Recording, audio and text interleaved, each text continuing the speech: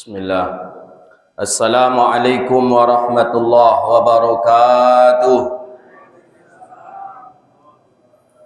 Alhamdulillahilladzi anzala as-sakinata fi qulubil mu'minin. Asyhadu an la ilaha illallah wahdahu la syarika lah wa asyhadu anna sayyidana wa nabiyyana Muhammadan 'abduhu wa rasuluhu sayyidil amin. Wa ala alihi wa ashabihi wa man tabi'ahum bi ihsanin ila yaumiddin. Subhanaka la ilma lana illa ma 'allamtana innaka antal alimul hakim. Rabbi yassir wa la tu'assir ya Rabbi tammim bi khair. Kita memuji Allah dengan mengucapkan alhamdulillahi rabbil alamin. Dengan izin Allah kita bisa duduk di tempat dan di majlis yang mulia ini. Mudah-mudahan kita berdoa kepada Allah, selama kita duduk di tempat ini, Allah ampuni dosa kita, amin. Allah terima amal ibadah kita, Allah jauhkan kita dari bala dan wabah, amin ya rabbal alamin. Salawat dan salam kepada Nabi yang agung, Nabi yang mulia, Sayyidina Rasulullah Muhammad sallallahu alaihi wasallam. Allahumma salli wa sallim ala Sayyidina Muhammadin wa ala alihi wa sahbihi ajma'in. Salawatu Rabbi wassalamuhu alaika ya sayyidi ya Rasulullah. Bapak Ibu hadirin yang dirahmati Allah Subhanahu wa taala. Kali ini kita akan mengkupas satu buah hadis Nabi sallallahu alaihi wasallam yang hadis ini diriwayatkan oleh Sayyidatuna Asma. Hadis ini di dalam Sahih Imam Al-Bukhari, pertama perawinya Imam Bukhari. Di mana Imam Bukhari merawikan hadis ini? Di dalam Sahih Imam Al-Bukhari. Berarti hadis ini hadis sahih. Hadis ini di dalam Sahih Imam Al-Bukhari. Hadis ini hadis sahih.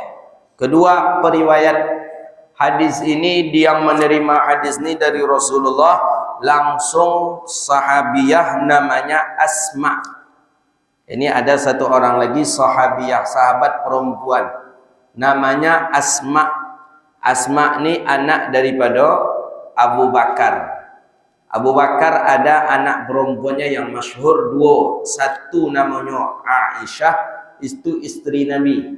Dan kedua namanya Asma. Kedua-duanya anak Abu Bakar. Perlu juga tahu orang-orang yang mulia aku Bapak Ibu. Karena Al-Quran mengatakan radhiyallahu anhum wa radu'an. Mereka orang-orang yang Allah ridhai. Asma ni lebih tua daripada Aisyah.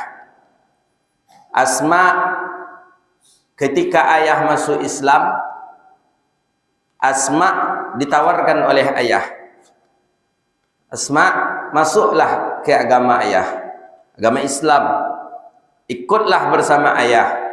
Kita akuilah Nabi Muhammad itu Nabi kita, kata Abu Bakar kepada anak perempuannya Asma. Dia Asma golah punya suami, bertanyalah Asma ko ke suami, bang, Islam sudah datang, Muhammad ditunjuk Allah sebagai Nabi, ayahku sudah menyatakan keislamannya dan ayahku menyatakan mengikut kepada agama Muhammad. Bagaimana kira-kira ya? Kira-kira bang kepada suami.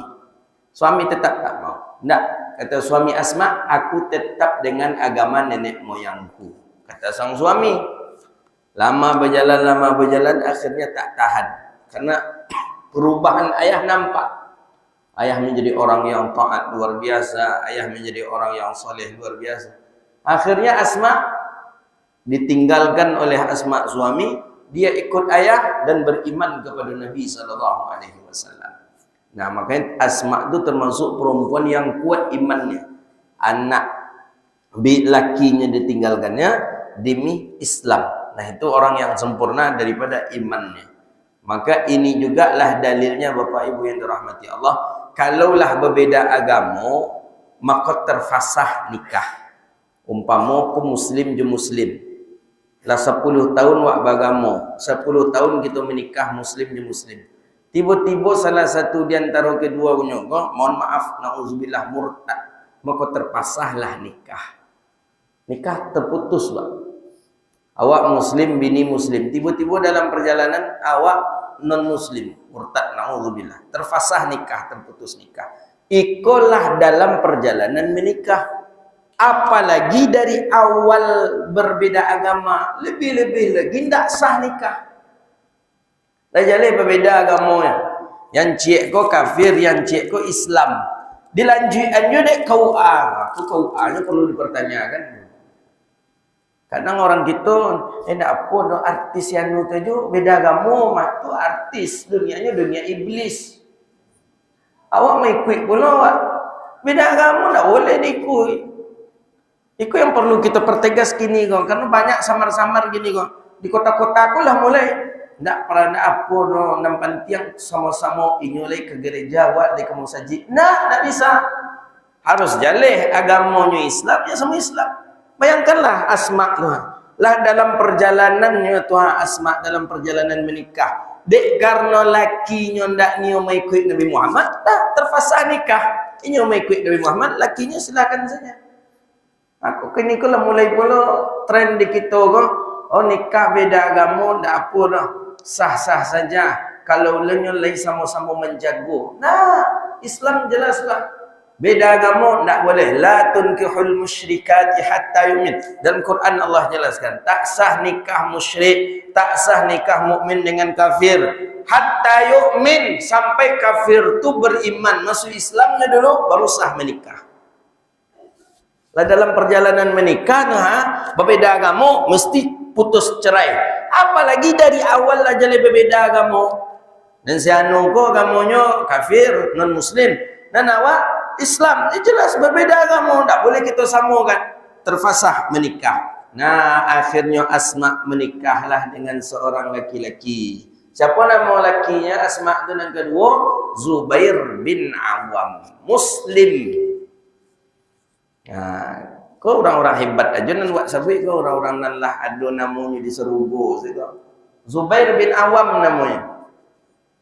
Menikah Asma je Zubair. Zubair Muslim, Asma Muslim.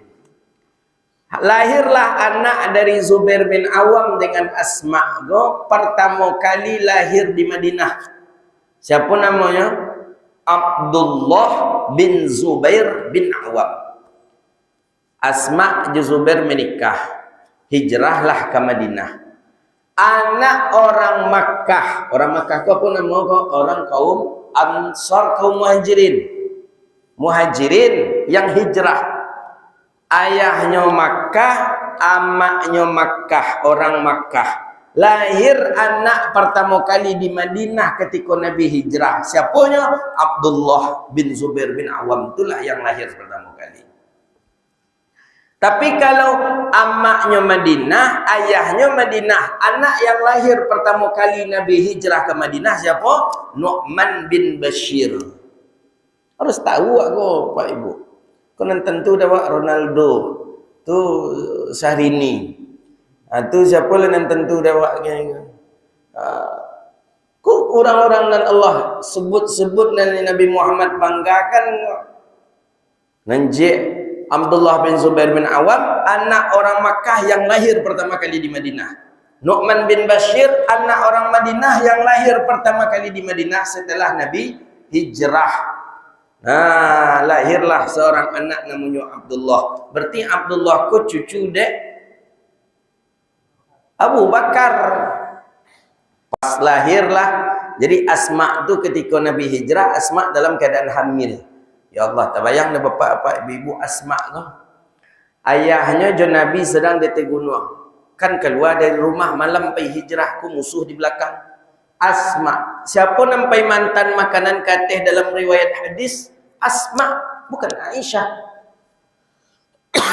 Asma yang pai mantan nasi, pai mantan samba, pai mantakan makanan katih gunung tu Asma. Berarti Asma dalam keadaan hamil.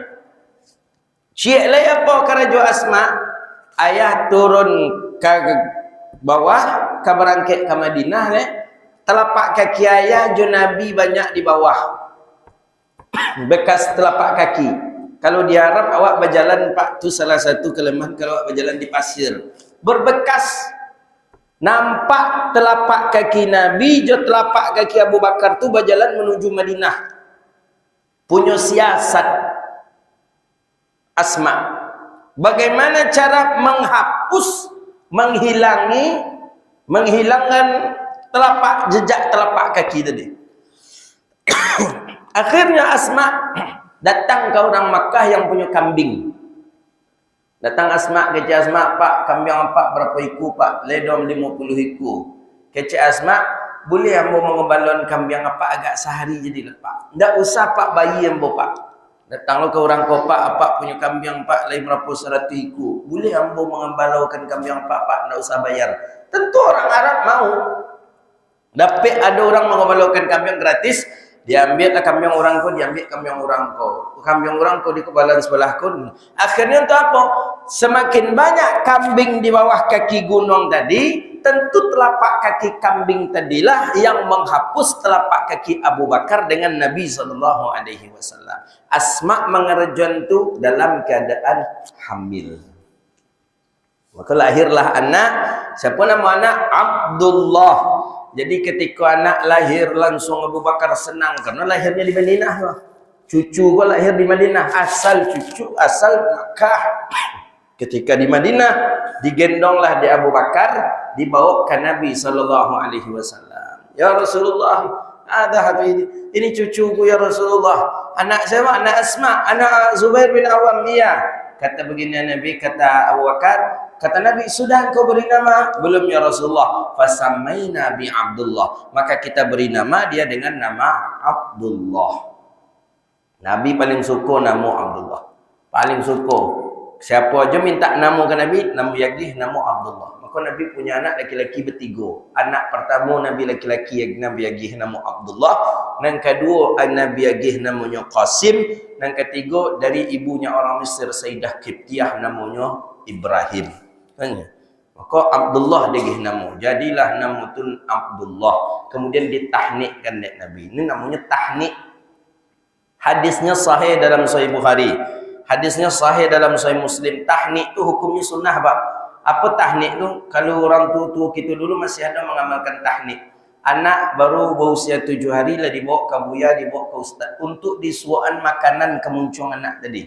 Diminta buya tahnian je buya, dia kunyah dia buya tadi kurma, salu-alunya sahadu-sahadu, diambil dia buya tadi, dimasukkan ke dalam muncung anak kita bayi. Lil tabarrukan, untuk mengambil keberkahan. Hadisnya ada dalam Sahih Bukhari, Sahih Muslim. Kini aja sunnah tu yang mulai hilang. Dia apa? Takut. Apalagi kalau buya tu lah batuk-batuk pulanya. Aja nak jalan cucuak kayaknya lah TBC beko je lah. Atau je nak jalan lah COVID buya tu je. Apalagi kalau mulai angin dingin puluhan nak awak itulah. Itu dah kira buya tadi. Itu tu dah kena ke buya tu batuk. Buruk sangka awak kini kau terlampau tinggi. Apalagi semenjak COVID itu. Jangan kau orang lah ke bini seorang pun kalau batuknya berubah lo rasa badan dan tak lo tercium dia apa lah. Minyak kayu putih tu lah. Tu. COVID mah COVID ya. COVID kan semenjak COVID tu banyak awak jawab buruk sangka dia jadi. Faqal jadi Asma, jadi Abdullah tadi tu orang yang bebas keluar masuk rumah Nabi. Abdullah cik Anas bin Malik cik masuk rumah Nabi.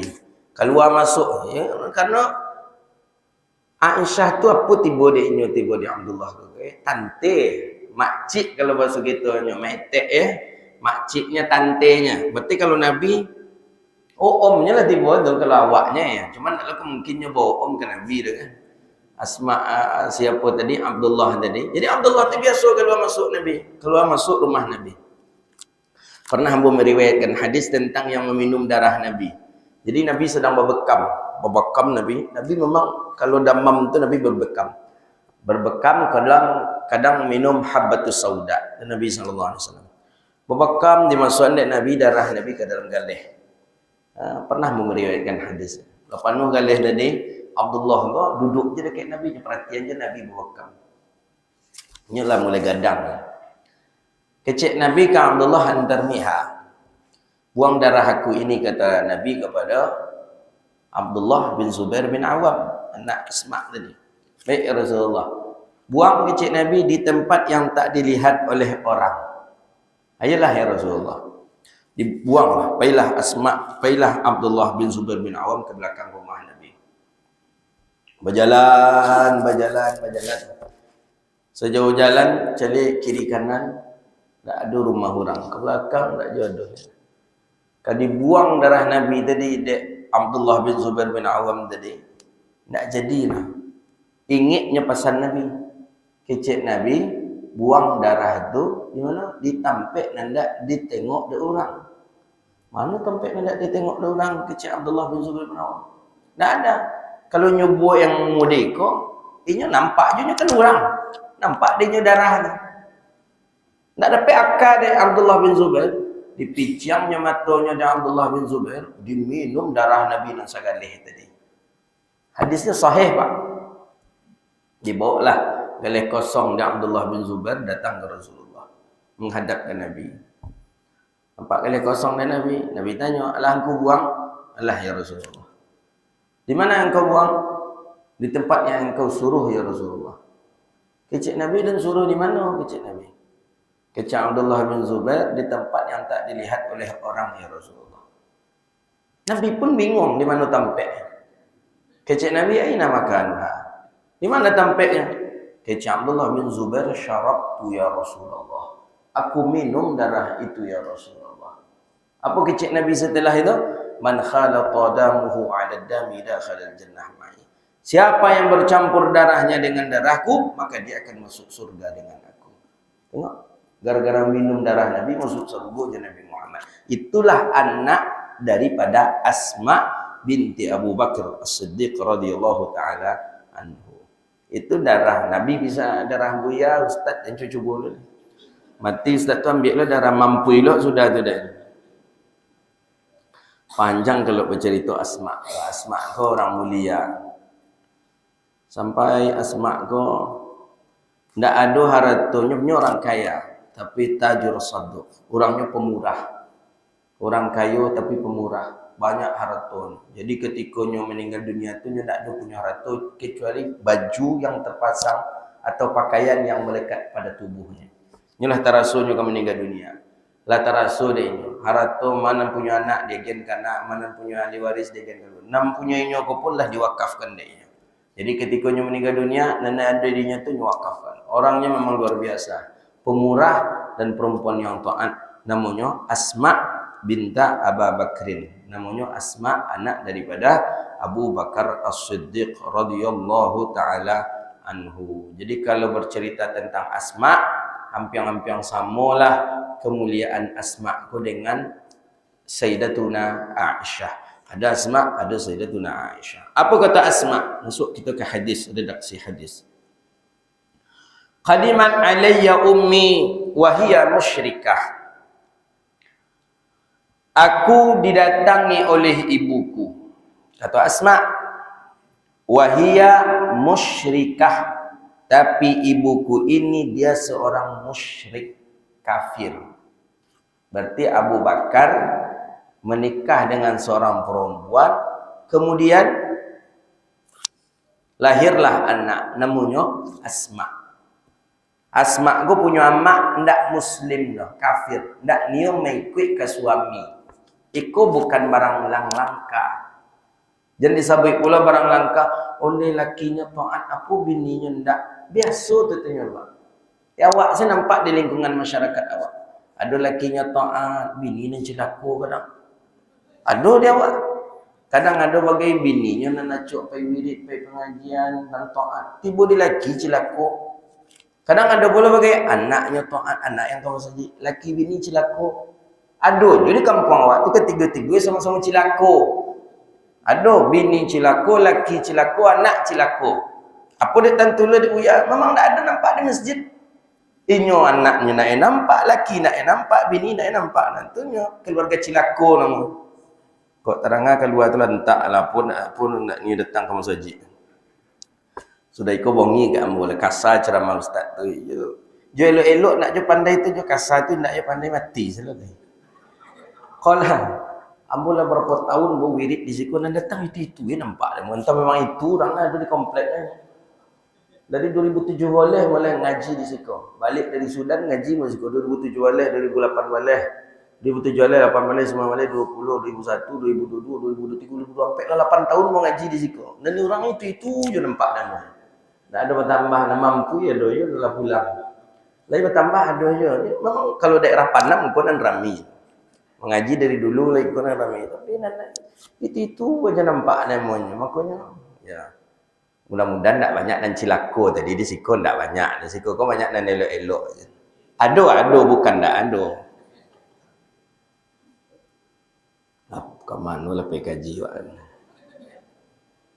Asma tadi amaknya musyrik. Musyrik. Ibunya musyrik. Jadi padahal Abu Bakar pun taknya hebatnya Abu Bakar dah. Orang mukmin pertama kali, Siddiq. Paling kuat imannya itu Abu Bakar. Tapi tiba di bini tak tahu dia Abu Bakar. Sama halnya dengan siapa? Nabi Nuh. Nabi Nuh anak Kan'an. Bini pun tak nayo mau ikut. Sampai anaknya bini nyongalaan Nabi Nuh membuat kapal di atas gunung. Padahal Nabi Nuh membuat kapal di atas gunung itu perintah Allah. Perintah Allah. Allah akan memporak-porandakan kampung kau, akan Allah naikkan air laut, buatlah gunung, buatlah kapal di atas gunung, kecil Allah Ta'ala akan Nabi Nuh. Kecil anak Nabi Nuh je bininya, laki dan kau lagi gilo ke mana? Kecil anak pada itulah abak dan kau gilo ke mana? Bila lagi ke sampai ke atas gunung tu kecil anak. Digalaan dia abaknya, digalaan dia laki. Jadi tak ada jaminan lepas kok buya, wak buya lo anak, tak. Tak ada jaminan.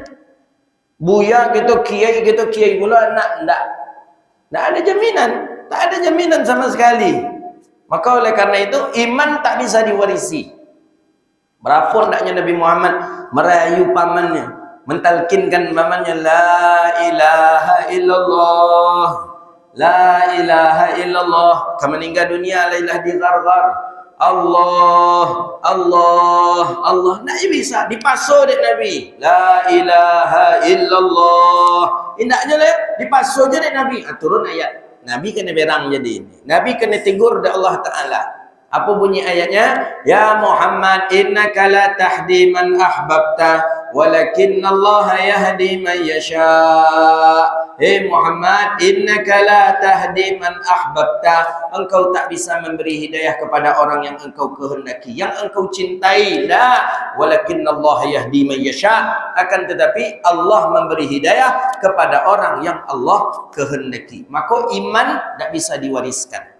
Tak bisa diwariskan iman itu. Maka oleh karena itu penting kita untuk menjemput iman, untuk bermunajat kepada Allah. Iman Allah dado, yang Allah dado di hati kita, yang pula sampai Allah cabut. La tuzigh qulubana ba'da idh hadaitana. Ya Allah, jangan engkau cabut hati kami ya Allah setelah engkau beri petunjuk. Jadi wajar saya, biasa perkara yang biasa. Asma punya ibu, ibunya itu seorang musyrik. Ayah beriman, ibu musyrik.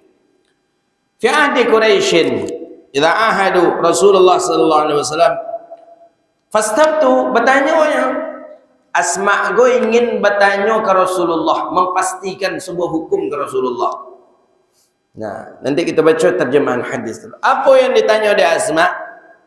Ya Rasulullah, inna ummi qaddimat alayya, sesungguhnya ibuku ingin mengunjungi aku, ingin ia bertemu denganku. Wahia raghibah, ibuku itu berharap aku menjamunya, ibuku berharap agar aku menunggunya, ibuku berharap agar aku melayaninya. Nah, begitu kata Asma. Wahia raghibah, kata Asma, afa asiluha ya Rasulullah, apakah boleh aku menghubungi silaturahim ya Rasulullah? Apakah boleh aku memuliakannya seperti dahulu ya Rasulullah? Apakah boleh aku berkhidmat untuknya ya Rasulullah? Qala, kata baginda Nabi, na'am. Ya, kata Rasulullah, siliha, hubungkan tetap silaturahim, muliakan tetap ibumu, dan tetaplah berkhidmat untuknya. Nah, ini hadis sahih di dalam Sahih Imam Al-Bukhari. Baik, kita ambil beberapa kesimpulan dari hadis ini. Riwayat pertama, bahwa di dalam Islam itu diajarkan kita untuk memuliakan orang tua. Maka dalam Islam itu memuliakan itu bukan dilihat daripada sisi agama saja, tapi dilihat daripada sisi insannya, manusianya.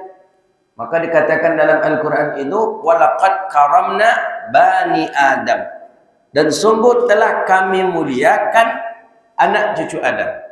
Walaupun beda agama, tetap kemuliaan itu harus kita jaga. Ayah mak awak non muslim, kita seorang muslim, ama ingin tinggal begitu, tidak ada masalah. Ama ingin juga dengan kita, silakan. Dalam syariat dibolehkan. Tetap wajib patuh kepadanya, tetap wajib taat kepadanya, tapi taat kepada ibu bapa selagi tidak menyalahi prinsip syariat. Kalaulah menyalahi prinsip syariat, tidak mengapa untuk tidak berbuat baik kepada ibu bapa. Apa contoh? Pas tiba di hari Natal, minta hantar nama aku kawak ke gereja. Boleh enggak? Kumpama kau kalau amak wak non muslim, na'udzubillah, hantar nadeng ke gereja dan nak pergi Natal ke amak, termasuk maksiat tak? Maksiat. Suruh pergi selamat tu surang.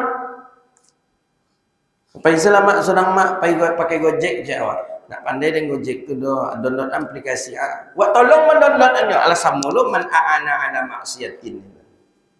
Mana lah mak? You baru maksiat. Taat kepada ibu bapa selagi tidak ada unsur yang menyalahi prinsip syariat. Ini dalil.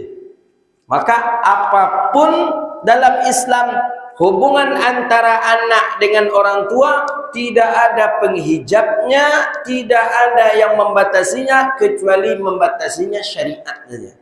Ketika itu menyalahi prinsip syariat baru dibatasi. Tapi ketika tidak ada menyalahi prinsip syariat, walaupun beda agama, tetap orang tua kita muliakan.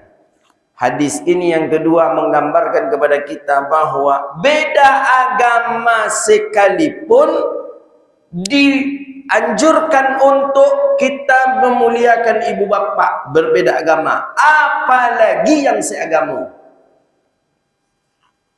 Berbeda agama aja tetap memuliakan, apalagi yang seagama. Itu lucu loh. Allah seagama justru tidak memuliakan ibu bapa. Mak punya mak, anak punya anak. Padahal kemuliaan kedudukan ibu bapa itu jelas dalam Al-Quran. Setelah menyembah Allah itu ibu bapa ni. Maka kata ulama sufi, kalau boleh menyembah kepada selain daripada Allah, manusia akan disuruh menyembah kepada ibu bapanya. Maka dalam Al-Quran itu kan jelas tu, wa qadha rabbuka alla ta'budu illa iyyahu wa bil walidaini ihsana. Selesaikan urusan dengan Allah, kemudian kepada ibu bapa gitu. Bahkan dalam satu riwayat hadis, ketika kita salat sunnah, orang tua kita main bau, maka wajib membatalkan salat sunnah, penuhi panggilan ibu bapa. Begitu mulianya panggilan ibu bapa gitu. Nah, dalam hadis ini jelas berbeda agama, apalagi yang seagama, lebih-lebih lagi wajib kita memuliakan. Kemudian fawaid hadis ini yang ketiga. Hadis ini menggambarkan kepada kita sebagai dalil bahwa ada cara metode belajar di zaman Rasulullah, as-su'alu wal jawab, tanya jawab. Ini metode belajar. Metode belajar tu ada bisama'ah namanya, dengan mendengar saja. Ustaz berceramah, ustaz berpidato, bapak ibu mendengar gitu. Itu bisama'ah, itu metode belajar. Ada orang belajar dengan kaset, putar ada kaset didengar, itu bisama'ah namanya. Tak bisa bertanya situ tu. Putar kaset sudah sumbangnya. Bertanya ke sudah, itu badai alif dibaca, badai tidak ba. Anda bisa tu. Karena metode belajarnya bisama'ah, dengan telinga saja. Ada metode belajar yang kedua, bil qiraah. Murid membaca, guru menyimak. Membaca murid, guru menyimak. Baca murid, guru menyimak. Ini biasa dibaca orang ketika belajar metode tahsin dan hadis. Tahsin, murid membaca, diperbaiki dek guru sambil menyimak. Itu metode apa namanya? Metode qiraah. Ada yang ketiga, metode belajar itu metode soal wal jawab. Kemudian murid bertanya, guru menjawab. Ini metode yang banyak dipakai di zaman sahabat Nabi. Ini metode belajar. Maka disebutkan dalam kitab Al-Anwarul Muhammadiyah Syarah Arba'in Nawawiyah, termasuk aib dan buruknya akhlak seseorang yang malu ia bertanya kepada gurunya sesuatu yang tidak ia tahu. Awak dah jalan tak tahu. Bertanya ke buya tu malu Rasul. Atau termasuk akhlak mazmum, akhlak yang tercela. Maka tak boleh malu bertanya tentang sesuatu yang tak awak tahu. Tapi kalau lah awak tahu, bertanya lah awak lah. Tu tak mau tu. Atau untuk mempermalukan buya tadi lah. Sudahnya jawab ada buya tu. Yo lah sama jawaban awak mah buya. Kepun doang. Ada je kadang jemaah tu ada itu kan. Sudahnya tanya dia, nyobalah model itu. Yalah sama mamu model itu jawaban mu tadi tu. Aduh kadang alunya punya anak sama jawaban awak tu. Aku nak mengaku bertanya tadi itu jawab lah. Aduh je bagaimana ego tu. Nak sepakat awak dah. Apa tu bertanya tadi tu minta kesepakatan. Aduh je kalau bertanya dianjurkan dalam syariat. Tu namanya metode cara belajar soal wal jawab. Tanya jawab. Nabi acok didatangi. Kadang Abu Bakar, kadang Sayyidina Umar bertanya, kadang Sayyidina Ali bertanya ke Rasulullah sallallahu alaihi wasallam. Siapa contohnya yang bertanya ke Nabi? Ada namanya Hindun. Hadisnya dalam Sahih Bukhari je. Hindun anak daripada Uqbah, seorang perempuan datang ke Rasulullah. Apa keceknya? Ya Rasulullah, inna Aba Sufyan rajulun syahih. Ya Rasulullah, dan punya laki namanya Aba Sufyan. Yo kecek Nabi. Tapi Aba Sufyan ni rajulun syahih. Aba Sufyan ko laki-laki yang kikir ya Rasulullah, penciki. Istilahnya nyoba tanya ke Nabi, ya Rasulullah, dan punya laki penciki. Sampilik kariang, ceke, sakunya bajai. Apa lah itu? Tak ada lah itu dah. Lah parah tu. Jadi kecek Nabi, wala yakfini wa banik. Dia tidak memberi kami kebutuhan nafkah dan untuk anak-anakku juga tidak ada ya Rasulullah. Jadi keceknya aku mengambil uang daripada Jaifih. Jaifih sakunya. Di sakunya ada piti, ambo ambil ya Rasulullah, ambo jadian untuk keperluan ambo dan untuk anak-anak ambo. Boleh tak ya Rasulullah? Hindun binti Uqbah bertanya ke Rasulullah. Betul bu, saking hati-hatinya takutnya ambil piti laki di dalam saku je dompet laki. Ibu yang cepet-cepet ambil saya dihukumnya haram begitu. Kalau kau ujung hadis orang ngaji lagi orang. Terus kata Nabi, jadi bagaimana? Apakah aku berdosa ya Rasulullah yang telah aku lakukan ya Rasulullah? Terasa-rasa dek Hindun. Hindun ku ingin nyoba bersih. Hindun ku ingin harta itu harta halal. Hindun ku ingin yang dimakan di anaknya pun halal. Makanya pastikan sebuah hukum tu ke Rasulullah. Ambo punya laki namanya Aba Sufyan ya Rasulullah. Ini orangnya penciki, nyoke ceke, nyosakunya bajai. Sampai tidak ada kebutuhan dia kami ya Rasulullah. Untuk anak-anak pun tidak ada ya Rasulullah. Ambo ambil piti di dalam sakunya ya Rasulullah. Ambo balikan kepada kebutuhanku ya Rasulullah. Berdosakah aku melakukan itu ya Rasulullah? Kata baginda Nabi, lah. Tidak kecek Nabi. Tapi, apa kecek baginda Nabi? Ambillah daripada harta suamimu itu semampu untuk kebutuhanmu dan anakmu. Ala yakfin wa yamaniki. Kemampu untuk untuk kebutuhanmu dan untuk kebutuhan anakmu. Dibukalah dalam kitab Misbahuz Zulam Syarah Bulughul Maram Imam Muhajirin, maksud kebutuhanmu itu adalah 2 kali makan saja dalam sehari. Itu boleh. Jadi sekali makan 15.000. 2 kali makan berarti 30.000. Surang awak. Awak punya anak berdua. 30.000, 60.000, tambah 30.000, tambah 30.000. Berarti 90.000 boleh awak ambil dalam sehari untuk kebutuhan kita dalam sehari itu. Anak budi jamak takdim situ tu dah. Kau kalau pedandam lah boleh lah daripada pencikik awak bin salah nyala boleh tu lah. Situ tu dah. Bertanya terus metode belajar di zaman Rasulullah. Apapun masalah bertanya ke Nabi. Apapun masalah bertanya ke Rasulullah. Nah, fawaid hadis ko yang keempat apa? Inilah hadis sebagai dalil bahawa perempuan pun boleh ia belajar kepada Nabi SAW. Bahkan bukan kepada Rasulullah saja. Makanya ikut dalil. Bolehkah mak-mak pergi majlis taklim? Boleh ikut dalil. Bolehkah ibu-ibu bertanya ke ustaz secara langsung tentang hukum ahkam? Boleh ikut dalil. Makanya bertanya Hindun, bertanya Asma ke Rasulullah. Tu tandanya Asma pun belajar. Makanya perempuan tu juga mesti belajar. Ada orang mengecekan, hendak boleh ibu bertanya dia muka apa-apa ke ustaz dong, karena ustaz tu laki-laki. Namanya ustaz tu laki-laki, kalau pedusi ustazah namanya. Hendak boleh dah haram ni. Hindun bertanya ke Rasulullah. Asma langsung bertanya kepada baginda Nabi SAW. Jelas masalah hukum ahkam. Jadi perempuan pun disyariatkan datang ke masjid. Perempuan pun ada syariat memperbolehkan dia untuk duduk di majlis ilmu. Perempuan pun boleh melakukan tanya jawab dengan seorang guru atau muallimnya. Maka Asma mengajarkan.